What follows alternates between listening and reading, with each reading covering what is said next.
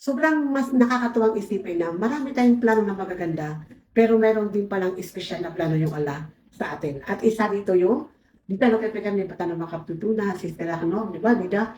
Di tanong kaya ni Batano si makaptutuna sa lagi niya. Kaya patang tanong gawin, subhanallah, na tunay tanong si Allah Ta'ala, agyan kaya kapkalimutan ng umang gawin, na tagwan mo Allah sa baraka, kasabukan na isa, kakuwatan ng siko, pinakamapiya ko dunya na ayaw na sa pinakamagpiyasi ko akira. So dua Rabbana atina fid dunya hasana na pangniyo to ayat masisimalaw o mu'min na you are asking Allah to give you what is the best in this world. Not only your dream, it's beyond. Diba? Ya Allah, ibigay mo sa akin ang pinakamaganda dito sa mundong ito. Kasi maraming mga tao na maganda ang buhay kapag tinignan natin, wow, mayaman, wow, engineer, wow, maraming anak. Yan man yung pinag-iingitan natin, di ba? Pero, pag tinignan mo, may asawa nga, pero nagbububugan naman sila ng asawa niya. Totoo lang, di ba? Ikinasal sila ng pera ka milyon, worth. After 1 year, wala na siyang asawa. So, nakikita mo na maganda yung lifestyle niya, pero hindi masaya yung puso niya. So, yung mga Muslim na, Ya Allah, ibigay mo sa akin ang pinakamaganda sa mundo ito. Na ang ibig sabihin, Ya Allah, kung bibigyan mo ako ng asawa, wag mong gawin yung asawa ko na sakit sa ulo. Bigyan ka sa kalilitan. Gawin mo yung asawa ko na source ng tranquility at ng serenity. Kung bibigyan mo ko Ya Allah ng mga anak na hindi kailangan na lahat professional, hindi kailangan na lahat alim, hindi lahat na lahat mayaman. Ya Allah, ang importante na kapag nakikita ko sila na ang ibinibigay sa akin ng mga anak ko na serenity. Kapipiya ginawa, kalilitan. Kapiray madakaliwata, nasakit ang ulo. Right? Ya Allah, na umugi akong kasatama ko na gawin mo yung kayamanan na ibibigay mo sa akin na magiging dahilan para makuha ko ang kapayapaan sa mundo nito. Dahil maraming mas mayaman kaysa sa inyong mga kapatid. Pero ilan ang nagpakamatay despite na nakatira sila sa palasyo. Dahil, pag tinignan natin, financially, well off.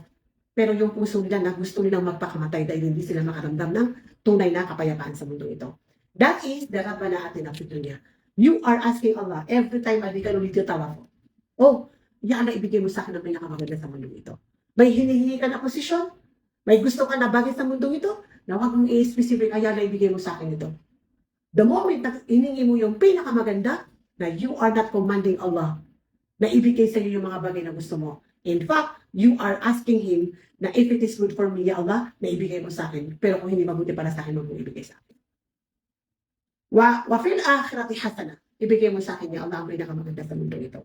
At ito yung, ano yung pinakamaganda sa akhirat? So, paraiso. Pero anong pinakamaganda sa paraiso, mama? Yung penthouse.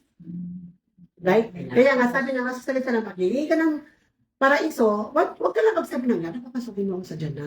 Nagtitipid ka eh.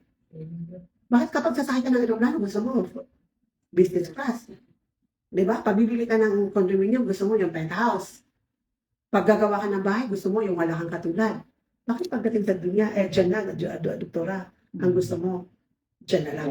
Right? So, ang ini-encourage na masasalita lang, ask for the highest Jannah.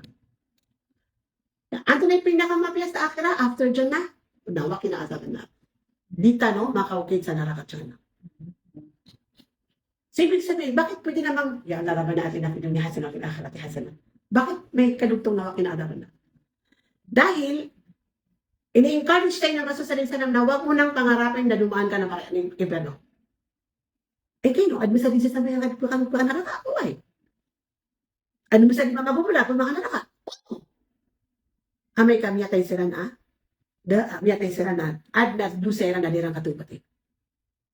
Right? Kaya ngayong doan natin na Allahumma nas'al ka ilman nafi'an wa qalban khashi'an wa lisanan dhakiran wa amalan mutaqabbala wa tawbatan nasuha wa tawbatan qabla al-maut. Alam, ganun ka so tawba doon tanin yan gusto tawbat udah kang kapatay. Wala afu wala afya in the mouth gusto rila kasi kung orieno kaya patay ako. Kasi may mga Muslim na perhaps they are good Muslim. They pay zakah, they pray 5 times a day, right? Pero di lang katawan na putay sila next month. We don't know. Kasi kung alam ko na mamamatay ako next month, hindi na ako dito aalis. Kahit napalayasin pa ako ng mamlaka, bahala kayo sa buhay nyo, hindi ako uuwi. So, at na mga Muslim, hindi nila alam na mamamatay sila next month, hindi nila alam na mamaya, nandiyan na yung manakal maut, na itong last day nila sa dunia na miyag backbite siran, miyag islander siran, miyag riba siran, Because they thought that their life is still ongoing. Na miyatay sila na sila makapangalan sa rila, na udi sila ang rila yung wala na tawag sila kung nakadyan.